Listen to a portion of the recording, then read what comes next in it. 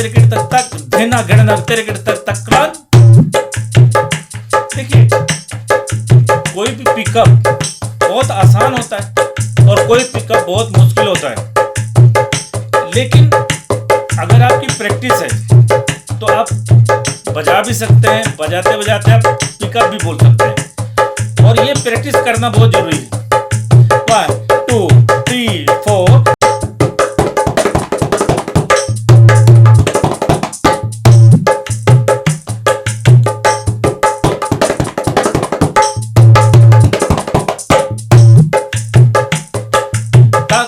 गिणनक तिरकिट तक तक धिना गिणनक तिरकिट तक तक तक तीना गिणनक तिरकिट तक धिना गिणनक तिरकिट तक तक।